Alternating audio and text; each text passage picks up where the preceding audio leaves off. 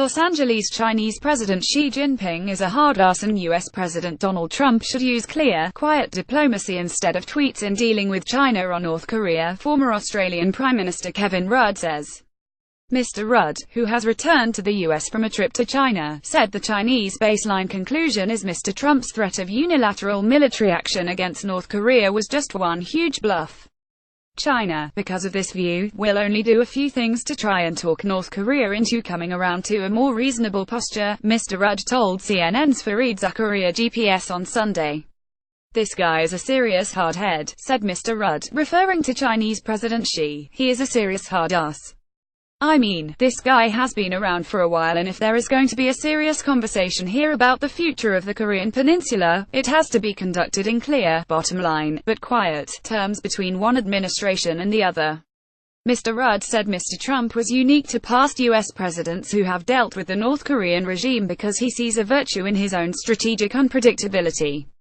At the end of the day, if the North Koreans evolve into a fully replete nuclear weapons state with ICBMs, intercontinental ballistic missiles with miniaturized warheads on top, then, well, the Chinese view is that the US will then just have to accept that reality, Mr. Rudd said.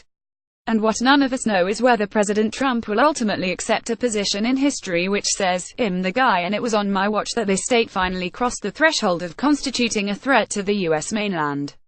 Former Australian Prime Minister Kevin Rudd has warned US President Donald Trump to err away from Twitter diplomacy when dealing with China. Photo Sangilu. The comments came as top Trump administration officials sought to reassure Americans that the nation is not on the brink of nuclear war with North Korea, despite Mr. Trump's recent threats.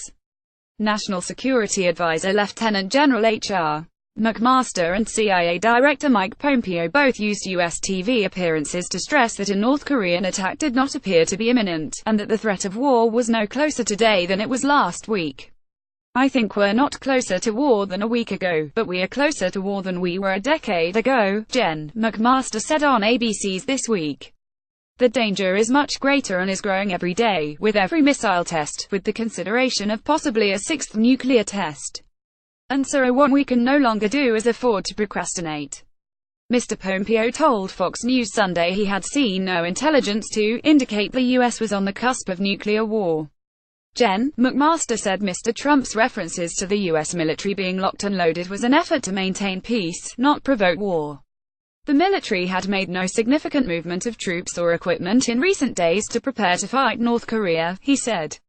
"The United States military is always locked and loaded, but the purpose of capable, ready forces is to preserve peace and prevent war," he said. George Washington said it the most effective way of preserving peace is to be prepared for war. The two officials spoke in the wake of North Korean leader Kim Jong-un's threat last week to send missiles into the waters off Guam, a United States territory in the South Pacific. Such a flight would pass over U.S. ally Japan and take just 14 minutes, giving the U.S. little time to respond. Mr. Pompeo later told CBS Face the Nation that it would not be surprising if North Korea sought to strengthen its nuclear arsenal and even test another missile.